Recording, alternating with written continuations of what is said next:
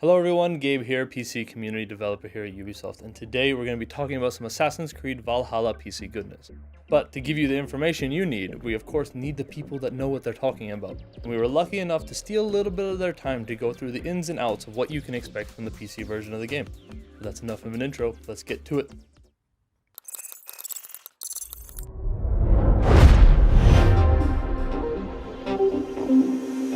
Building the best experience possible is at the heart of what the team set out to achieve when building the PC version of Assassin's Creed Valhalla. From the very start, there were a few key elements the team nailed down and focused on: variability, customization, accessibility, and hardware performance. All of these key pillars are aimed at delivering the best PC features at great quality without compromising any aspect of the overall experience and making sure that you can play the game the way you want to. Let's start off by talking about some of the things on the performance side. At this point, we all know how important rendering APIs are for the performance of the game, and armed with that information, it's one of the biggest steps forward the team took with Valhalla, as it's the first Assassin's Creed game to use DX12. Using DX12 has allowed the team to improve the overall performance and stability of the game, while also bringing new render techniques to help bring Norway and England to life in even more details. On top of that, the swap to DX12 also gave the team more control over memory usage and CPU parallelism, which in very simple terms helps reduce the load on your CPU overall, as the extra control has allowed the team to make sure the CPU can do more things at the same time. This was super important for the team, as it still allows less powerful hardware to still get great performance while maintaining high quality visuals. It goes without saying that engines play a huge role in shaping your overall experience, and the Anvil engine is one thing that is tried and true with the Assassin's Creed games. The team has been hard at work building on that solid technology to bring further improvements. One of the main improvements and key focuses was on the side of scalability, to again achieve that goal of making sure as many people as possible can play comfortably. On the other side of scalability, it's also important that you can push your hardware to its limit, especially for all of you with those high refresh rate monitors, so there is no FPS cap. PC isn't PC though unless you have the ability to customize tons of different settings, and the PC dev team knows that. Once you dive into the options, you'll find over 120 different things that you can tweak and customize to your liking. This of course includes in-depth mouse and keyboard control customizations and support for all major controllers out there. While you're tweaking those settings, you also have a full representation of those devices while you're changing it, so you can see exactly what key bindings do what. If for some reason you want to use both mouse and keyboard and controller, you can also do that using what the team calls hybrid input. That will allow you to use several devices at the same time to help you navigate your way through the game. On top of that, when it comes to the visual and display options, you'll find support for multi-monitor displays, various aspect ratios, an FPS limit slider you can set yourself, and tons of graphical settings that you can toy around with.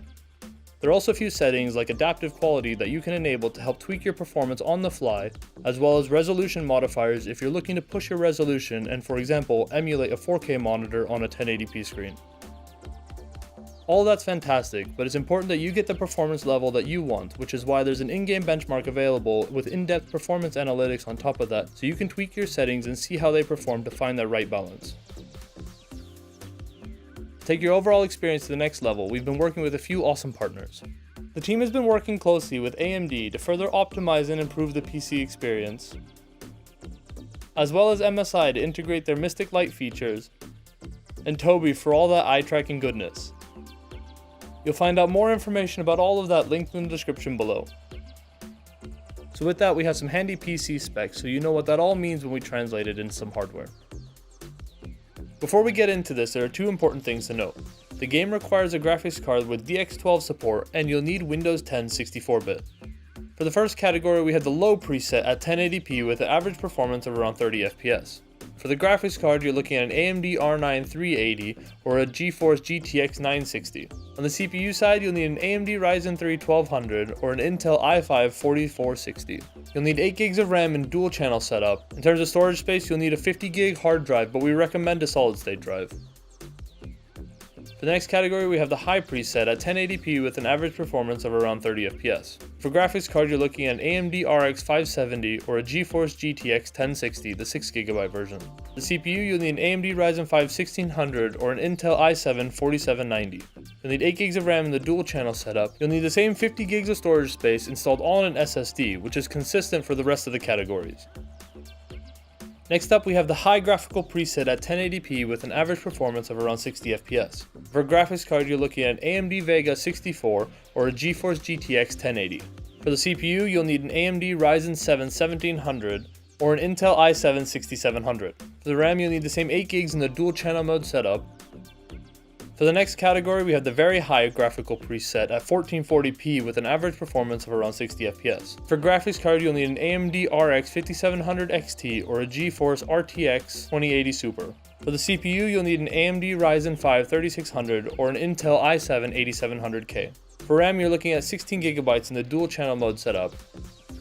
And finally have the ultra graphical preset at 4K with an average performance of around 30 FPS. For the graphics card, you're looking at an AMD RX 5700 XT or a GeForce RTX 2080. On the CPU side, you'll need an AMD Ryzen 7 3700X or an Intel i7 9700K. You'll need that same 16GB in dual channel mode setup.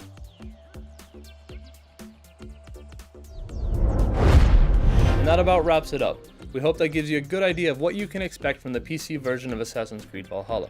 Make sure you're following the Assassin's Creed team on all their channels, which you'll find linked down in the description below, to stay up to date on all the latest news. And as always, if you have any feedback, please leave them down in the comment section below. We'll see you next time. Bye.